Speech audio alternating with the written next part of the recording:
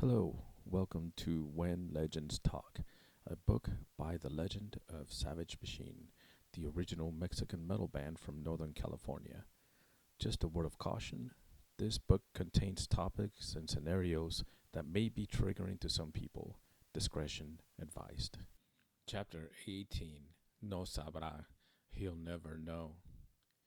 I started a new job that paid significantly more and threw myself into a new mentality that was more adventurous. Since I was a huge fan of Bruce Lee, I signed up for kung fu classes. Yes, those old school Chinese kung fu movies that were overdubbed and the mouth movements didn't match what they were saying, but the characters said profound statements just devoured my interest. Plus, it was a good workout. I had a tough time with the meditation portion of it, but tried to keep up with the Sifu or teacher. At meditation class, I met a group of friends who were very much into nature and were avid hikers.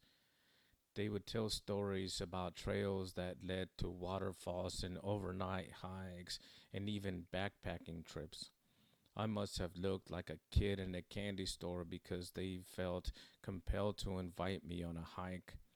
So I talked to a friend of mine and we both went with the group. We went to an area in California called Big Basin. The trail was amazing. The tallest trees I had ever seen in person, pristine trails, varied difficulties, and yes, waterfalls. I just could not get enough of the scenery, the sounds, the smells, the energy. It reminded me of when I was a kid in Mexico and would run off into the hills, but this was on my terms, and the scenery was a lot more grandiose. I went on more hikes with the group and even started exploring new paths myself with a friend. During one of those hikes, we were surpassed by a couple of guys on mountain bikes that startled but excited us. Further down the trail, we saw those guys sitting on the side of the trail fixing a flat. We stopped to talk to them and shared experiences. They told us stories of trails that followed the mountainside along the ocean, being able to smell the sea breeze. They invited us to come along to the next trip. So we bought mountain bikes and we went. The trail was incredible. The scenery just enveloped your whole being with sensory overload, while the adrenaline of the trail forced your desire to look for more. During one of those trails, we were on a new path that the other group members had been on several times, but was new to my friend and me. Because we were trying way too hard to keep up with the group, we started taking risks, and I ended up going off the side of the mountain on a hairpin curve. I let go of the bike and threw my hands out to catch whatever I could grab. Fortunately, I ended up grabbing onto a branch and pulled myself in, but that also caused me to scrape the whole side of my torso on the tree bark. My friend was calling out to me from the trail above. I said I was okay and looked down to see if I could spot my bike. I could see it just a few feet below me in a tree. My friend and the group threw down a rope for me and were confused to see me climbing down to get my bike. I got my bike and they helped me back up to the trail. Made it home okay, just bloody and with a good story. One of the guys from the group told a story about something similar during a backpacking trip, and my ears perked up. He invited me to go on their next backpacking trip, so my friend and I bought backpacking equipment and I went along. We drove to Oregon where the scenery was just majestic. I was in complete awe the whole drive there.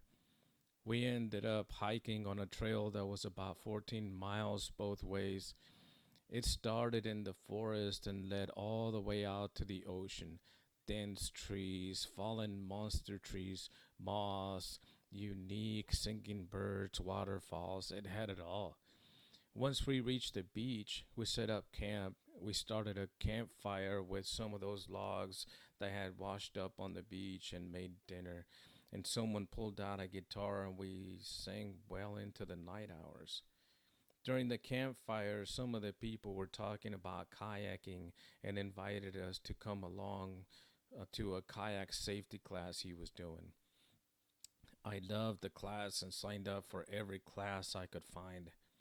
Once I went through all the classes they offered, the instructor invited me to go on a several day kayak trip in Oregon, which I happily accepted. Long story short, I ended up getting certified as a kayak rescuer, but I never did anything with it. I did it so I would be well prepared to go on some of the most remote kayak trips that I saw and heard of. One of the most memorable trips was at the Hood River Gorge between Oregon and Washington states. Floating down the Hood River, we turned into a side channel that ended up being a narrow but deep canyon with sidewalls that appeared to be at least 50 50 feet tall, about a mile downriver.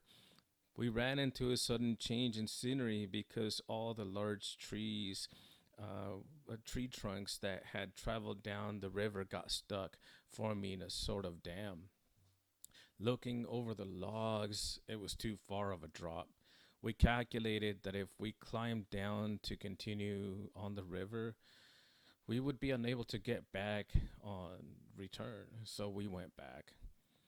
But that scene was ingrained in my mind. I'm embarrassed to admit that I had become somewhat of a womanizer until I met one of the women at the previously mentioned campout. I fell for her pretty hard, and that came back to bite me when she turned and played me after a year long relationship. She was always jealous of me watching wrestling on TV, and most when I watched the women wrestlers. I was particularly a fan of Trish Stratus at the time and would not miss any of her matches. During one of those matches, she started a fight that escalated very quickly, and I ended up going away for the weekend to visit my parents and siblings. I talked to my mom about what was going on, and after imparting some wisdom, suggested I go back and make dinner for us so we could talk about things. On the way home, I picked up some groceries and did as suggested. Finally, I heard the front door open, so I went to the door and found that she was getting dropped off by another guy who was very eager to share their experience with her, quote, roommate. You know, me. He talked for several minutes, explaining how they had planned this trip for months and so on. Although I was fuming inside, I stifled my anger because I admit I deserved it.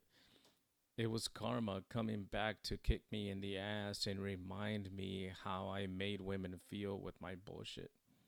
What's even more hilarious is that some of the group members would joke about her having a side dude, and I never caught on to it.